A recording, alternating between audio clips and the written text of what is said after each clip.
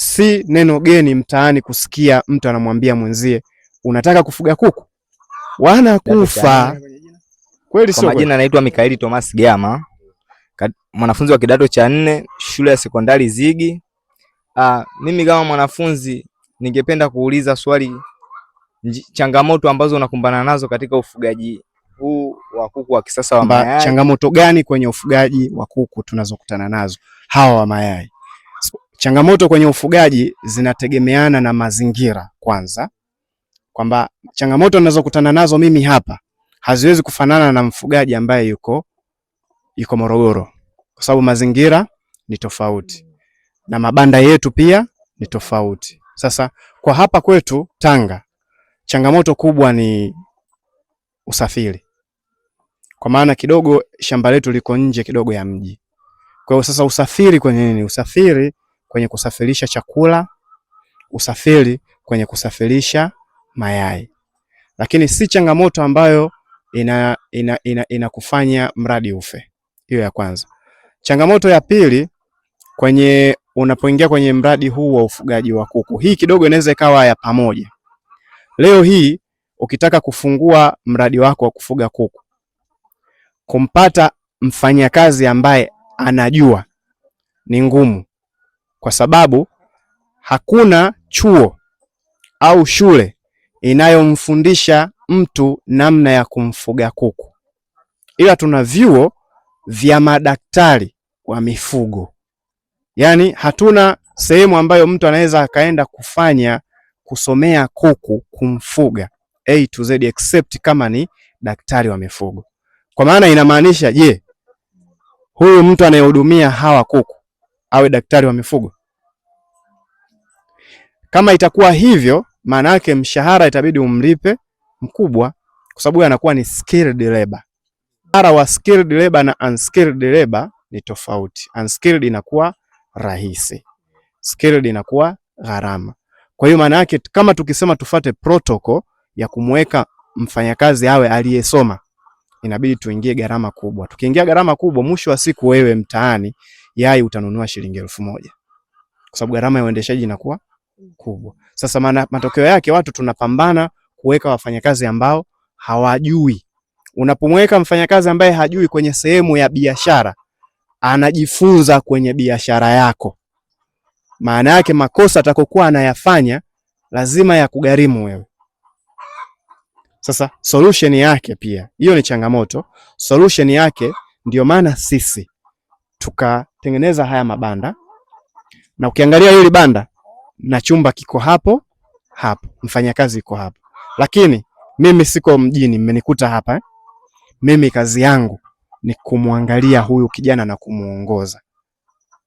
Kwa hiyo unapoanzisha mradi wako wa kuku, haijalishi mazingira uliokuwa nayo, hakikisha una mtu anayekuongoza na kukuelekeza hatua kwa hatua, la sivyo unaenda kupata hasara. Niongeze mimi, si neno geni mtaani kusikia mtu anamwambia mwenzie unataka kufuga kuku, wanakufa. Kuku hafi, kuku anauliwa. Kwa sababu gani? Hawa kuku sisi ndio tunawapa chakula mle ndani. Usipowapa chakula watafata nini? Kitachofuata ni kufa. Akifa amekufa, ameuliwa. Banda lile linatakiwa lisafishwe. Usiposafisha kuku ataumwa. Akiumwa atakufa au atauliwa. Atakufa kwa kuuliwa na mfugaji. Kwa hiyo asilimia kubwa kabla ya kufanya ufugaji, watu wengi wanaingia kwenye ufugaji kwa sababu wameudharau ufugaji na wanachukulia kama ni njia ya mwisho baada ya kufeli njia zote. Sawasawa na mtu leo, mtu akupe milioni 10. Utoke hapa kwa sababu umepata milioni 10, uende ukanunue simu Kariakoo, Dar es Salaam. Uje ufungue duka la simu bila kujua chochote. Ujue wateja unawapataje, ujue simu hizo zinabebwaje kutoka Kariakoo mpaka hapa. Je, utapata faida, hasara? Kwa maana yake kabla ya kufanya biashara ile ulipaswa umfuate watu wanaojua. Maana yake changamoto kwenye biashara zote zipo. Zote, hata hii. Lakini changamoto hizi zinatatuliwa kwa maarifa ya mtu anayefanya, kwamba ukijua inakuwa sio changamoto, kwa sababu unajua kabisa nikifanya hivi changamoto ile itakuwa imeondoka. Umeelewa? Yes. Kwa majina naitwa Esther Simon, natokea shule ya sekondari Zigi. Swali langu kwa wewe kama mfugaji wa kuku, ni muda gani unachukua kuwafanyia matibabu? Yaani kila baada ya muda gani? Swali linauliza ni kuku wanatibiwa kila baada ya muda gani? Maana yake hapo kuongezea swali kuliweka kitaalamu ni kwamba kuku wana chanjo. Swali, wana chanjo? Na hizo chanjo ratiba zake zikoje? Swali likae hivyo. Pili, kuku wanakabiliwa na magonjwa gani? Na tiba zake zikoje? Kuku wana chanjo, ndio. Chanjo zenyewe ziko kulingana na umri wa kuku. Huyu kuku anapokuwa kifaranga, siku ya kwanza anapotoka kwenye incubator, yani mashine za kutotoleshea, kuna chanjo anapewa za Marex. Inaitwa Marex. Baada ya hapo, siku 7 za kwanza wanapewa Newcastle. Chanjo inaitwa Newcastle. Na chanjo ya siku ya 14, chanjo ya 3 inaitwa Gumboro. Baada ya hapo kuna dawa za minyoo. Dawa za minyoo kwa kuku wa mayai, kuku wanatakiwa atibiwe minyoo kila mwezi. Zamani kabla mazingira hayajawa matatanishi ilikuwa miezi 3, ikaja miezi 2, lakini sasa hivi inapendeza kama kuku wako wa mayai kila mwezi ukawa unawapa chanjo, dawa ya minyoo. Lakini kuna vitamin. Sasa hizi vitamin wengi wanaziita kama dawa, lakini zile ni vitamin. Upande wa magonjwa, kuna magonjwa sasa ambayo yanawakabili kuku kulingana na mazingira. Magonjwa yanaonyemelea kuku ni aina 2, ya mfumo wa hewa na chakula. Katika orodha ya chanjo nimesahau chanjo moja inaitwa ndui. Ushamuona kuku mtaani ana mabalango, ile inaitwa ndui. Lakini kama hawa kuku wa mayai pia, licha ya chanjo, licha ya magonjwa, kila baada ya miezi 3 maximum tunawakata midomo, ili kwanza wasidonyoane. Hii midomo yao ikiwa mikali wanaanza kudonyoana, unamkuta kuku amemla mwenzie mpaka utumbo umetoka. Lakini pia midomo yao mikali wanatoboa mayai. Kuna mtu anataka kuuliza swali la hii kitu. Ni nani? Aliuliza, ameokota hii yai. Akasema, vipi? Kuna njiwa? Okay, swali lake aliuliza hivi, kwa nini kuku anataga yai dogo namna hii? Jibu ni hili. Kuku, ukiona una kuku wako na ukakuta yai kama hili, ishara ya kwanza hao kuku ama ni vijana tujui niseme, yani ndio chipukizi kwenye kutaga, anaweza kukutagia yai hili. Au kama ni kuku wako wa muda mrefu, basi wameshazeeka sasa, wamemaliza kutaga. Au stress, mabadiliko ya hali ya hewa. Yes, kuku ana stress. Kuku ana stress. Kama sasa hivi unaona tumeingia kipindi cha baridi Baridi ilivyoingia, kuna baadhi ya kuku nasema watoto wa mama wameshapata stress, ndio vimekuja viai kama hivi. Kana siku zote anataga mayai makubwa, lakini leo pengine sijui amepata stress gani. Hatujui. Labda wenzao wamemsema. Ameamua, amejikuta ametaga yai. Lakini kikubwa, kama si mzee, si ameshaanza kutaga, katikati ya kutagia yai hili, definitely ni stress. Kwa majina anaitwa Esther Samuel Patrick, nasoma kidato cha 4 shule ya Zigi Sekondari. Napenda kuuliza, ni chakula gani ambacho hutumia kuku kuwapa ili awe na afya bora? Ndio swali langu. Okay, swali zuri. Kwa chakula cha kuku wa kisasa kinatakiwa kizingatie formula yake, ambayo ndani ya formula ya chakula cha kuku kuna mahitaji ama elementi zaidi ya 14 ndani yake. Wataalamu wa nutrition ya mifugo. Kwa hiyo kwenye kuku tuna daktari wa mifugo na kuna nutritionist wa mifugo. Huyu nutritionist yeye kazi yake ni kudili na ulaji wa kuku. Yeye ndo anahusika na chakula. Kwa hiyo unapoingia kwenye mradi wa kuku, kuna fursa aidha ukazalishe chakula ambao utahitaji watu waliobobea kwenye nutrition za mifugo, wakupe formula na wakusimamie kwenye kutengeneza chakula. Lakini sio tu chakula hicho kikizingatia ile formula ndio kinakuwa chakula kamili kwa kuku. Kwa hiyo tunasema hivi, kwa sisi chakula chetu unapoingia kwenye mradi wa kufuga inabidi uende kwenye kampuni zinazozalisha chakula, au kama mradi wako ni mkubwa na una kiwanda mwenyewe cha chakula cha kuku, inabidi uwe na nutritionist wa chakula cha kuku. La sivyo utaingia kwenye hasara. Kuku anakula chochote. Ukichukua mahindi ukimpa atakula. Ukimpa chochote hapo utakuwa umefanya kazi ya kujaza tumbo, lakini hamna mlo kamili.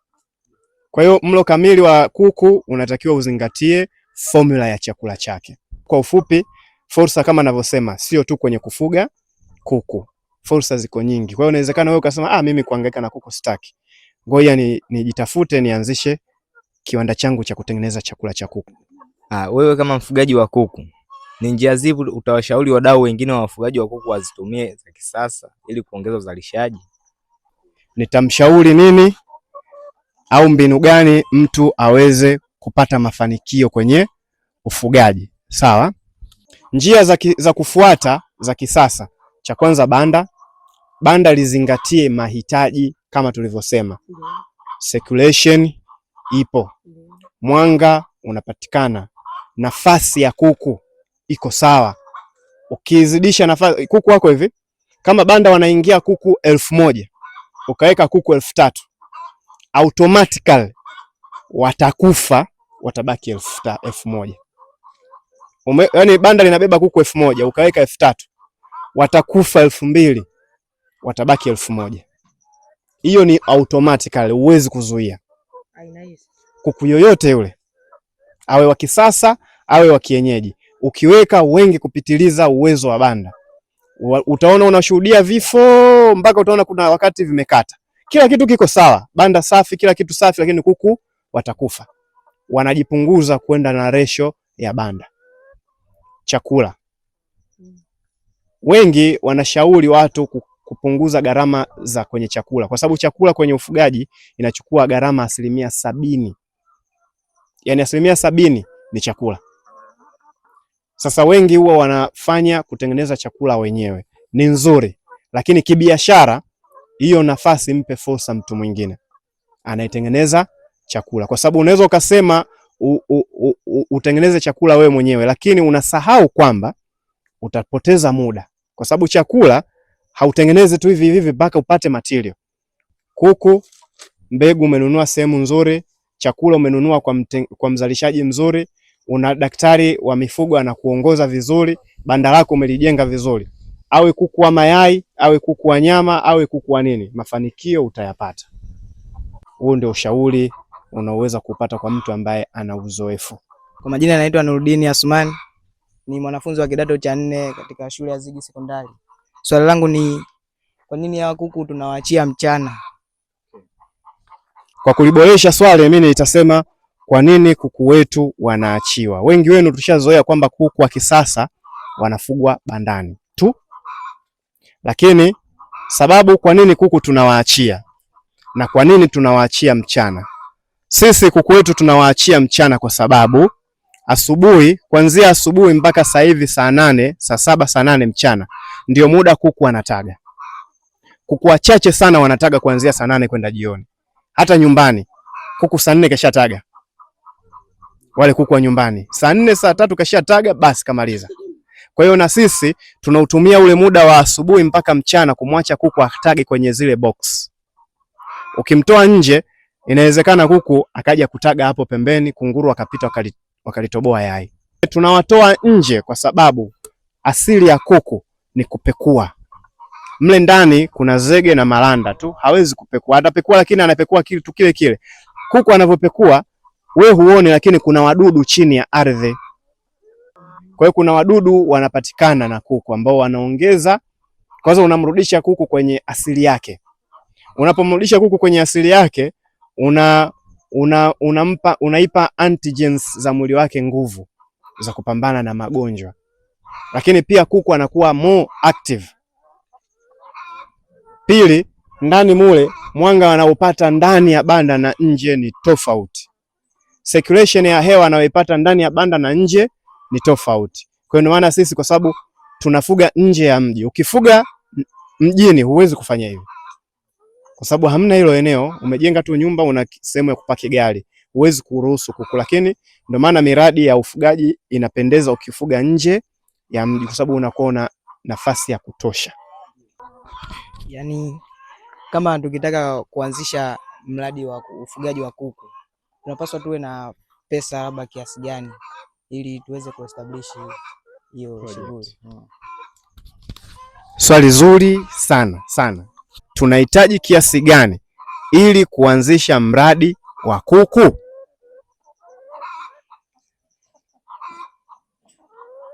Maana yake ndani ya hilo swali tunasema tunapata wapi mtaji pia, kwa sababu mimi sasa hivi naweza kukwambia unahitaji milioni 10.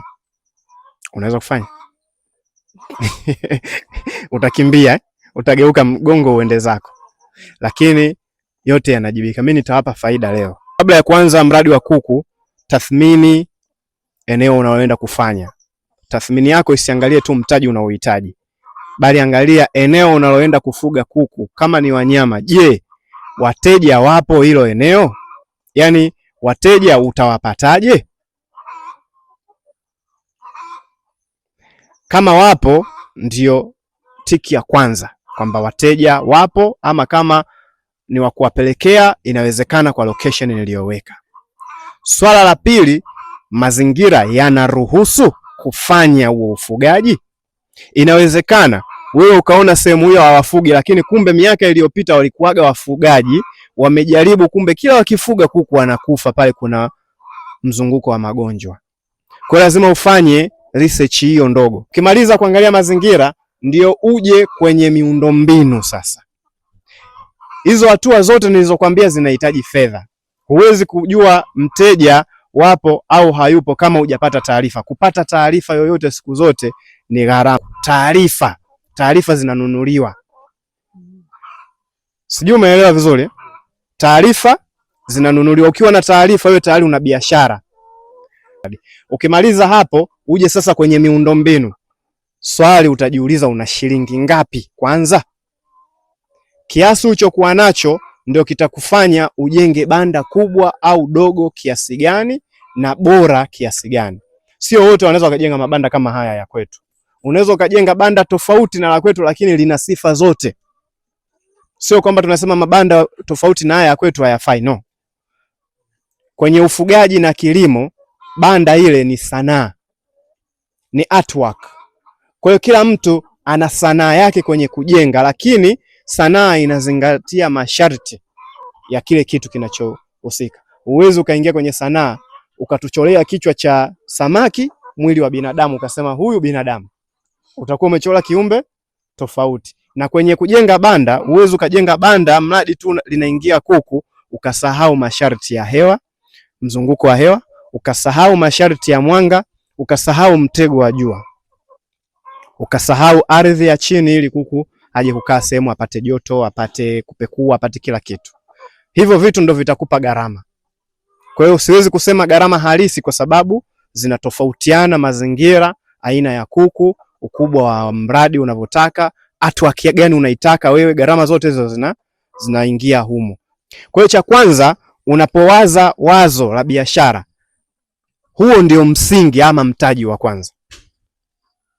Kama umepata wazo leo unataka kuuza vifaa vya kufugia kuku au wanyama wengine, hiyo ndo mtaji wa kwanza. Mtaji wa pili, kiwezeshi cha hilo wazo lako ambao ni fedha. Sasa kama mradi wa kuku unahitaji milioni 30 au 20, swali unaipata wapi milioni 20 30? Utarudi kwenye kujiassess wewe ama kujitathmini. Je, una sifa za kukopeshwa? Cha kwanza, waza kukopeshwa. Una sifa za kukopeshwa kwenye benki, taasisi za fedha au watu binafsi? Sifa unazo? Sifa za kukopeshwa siku zote unatakiwa uwe na miamala, yani cash flow. kwamba kama sisi hapa tuna kuku, kila siku tunachukua mayai tunapeleka kuuza, hela ile inaonekana kwenye account, inaingia inatoka, inaingia, ikiingia mnatoa hela, mnanunua chakula, mnanunua madawa, cash flow inaonekana. Kwa hiyo mtu akitaka kujua mimi nina cash flow yangu ina nguvu gani, anaingia tu statement, anaangalia. Statement ni miamala ile ya kipindi fulani, kama ni ya mwezi, ya wiki. Yule mtu wa taasisi ya fedha anaangalia miamala yako, anaona huyu mimi naweza kumkopesha kiasi fulani, lakini wanaangalia na nyuma una collateral ama udhamini gani wa mali ambayo inaweza ikadhamini mkopo wako. Una pikipiki, una gari, mali ambazo wao wanazitaka, una nyumba, kadi, zile zote ni vitu ambavyo vinaweza kukufanya wewe ukapata mkopo.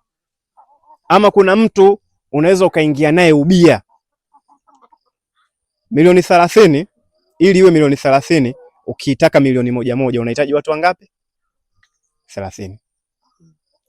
Kwamba ukipata watu 30 wenye milioni 1, shilingi ngapi umepata? Milioni 30. Sasa swali, unawapata wapi? Ndio nilikorudi nikasema ili iwepo dunia kuna wewe na watu wengine. Kwa hiyo kila unavyomuona mtu, ndio maana tunaambiwa heshimu watu. Moja, pia tengeneza uaminifu wewe na watu. Kama ushai kusikia msemo mtaji, uaminifu ndio mtaji wa kwanza kwa binadamu. Kwa nyinyi mnavyokuwa, unatakiwa utengeneze network yako ya watu ambao wanakuamini, lakini ambao unaona wanaweza kukunufaisha pia. Usitengeneze network ya watu ambao wewe ndio unawanufaisha kila siku. Umeelewa hilo neno?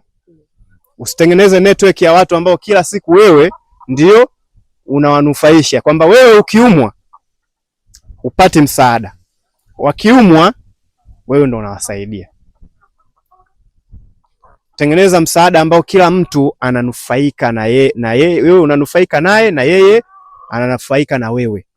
Sasa ukiwa na network hiyo, maana yake leo umepata wazo la milioni 10 ndio inahitajika biashara. Usiseme haiwezekani. Jaribu kwenye mikopo, jaribu kwenye ushirikiano, yani joint venture. Tafuta mtaani. Nenda. Leo sasa hivi tunaona mtaani tuna kaka zetu, tuna wajomba zetu, baba zetu, wanamiliki pikipiki, wanafanya kazi lakini sio zao. Maana yake ndugu yako ule alienda kumtafuta bosi, akamwambia bosi, nunua pikipiki, kisha hii pikipiki mimi nitaifanyia kazi, nitakuletea hesabu, si ndivyo? Yule bosi ananunua kweli pikipiki na anampa dereva pikipiki, biashara inafanyika. Vivyo hivyo unaweza kupata wazo lingine, sio tu pikipiki. Sasa hivi tunaigana kwamba kila kijana anawaza pikipiki, anamtafuta bosi, anamshawishi kununua pikipiki. Wewe unaweza ukawaza kuwa unaenda, bwana, nimeona sehemu wanafuga mayai, wanafuga kuku wa mayai, kuna mayai yanazalishwa. Tray wanauza shilingi 9,000. Kwa hiyo nikitaka tray 100 ni shilingi ngapi? 9,000 mara 100, 900,000. Kwa hiyo nahitaji 900,000. Kwenye 900,000 nikienda kupeleka kwa mteja nitauza 10,000. Nina shilingi 1,000, nikitoa gharama pale bwana shilingi 800 kila tray faida. Kwa tray 100 nina shilingi 80,000. Unamfuata bosi.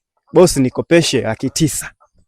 Au tuingie ubia, kuna biashara hii, tunanunua tray 100, hizi tray 100 tunauza kila baada ya siku 2, tunapata faida fulani. Hii faida inayopatikana hii, mimi nitakuwa nakupa wewe kiasi fulani, mimi nabaki na kiasi fulani. Hiyo njia moja hapo. Kama vile baada ya kumfuata bwana ninunulie pikipiki, inakuwa tufanye biashara fulani. Utakavyokwenda kupresent wazo lako ama kuliwasilisha wazo lako, ndio inakupa credit ya kupata au kukosa. Kama sasa hivi serikalini hapa kuna mikopo ya 10% ya vijana. Mshawahi kusikia? Ndio. Ile inapewa kwa vikundi. Kwa hiyo pia njia nyingine ya kupata mtaji, mnaweza mkajikusanya kwenye vikundi. Mkijikusanya kwenye vikundi, hata mkienda benki, benki inawakopesha bila dhamana. Dhamana ni nyinyi wenyewe kwa wenyewe. Lakini mkiwa kikundi vile, mkienda kwenye manispaa mnajiandikisha, au kama sasa hivi kuna website. Mimi najua nyinyi mnashika simu, hata kama sio zenu, lakini mkifika sijui ya mama ya nani, kuna website inaitwa Yes Vijana. Ni mtandao wa serikali, unajisajili kule. Kama mwaka huu wametoa bilioni 200 kwa vijana. Mimi imenikosa ile fursa, lakini kuna vijana wameapply, wamepewa. kwamba sio mtu mmoja tu anapewa bilioni 200, no. Kuna anayepewa milioni 50, milioni 100, 200. Unapewa, unakopeshwa, unafanya mradi, unarudisha. Zote unaweza ukazipata hizi taarifa endapo tu utatengeneza network ya watu wanaojielewa.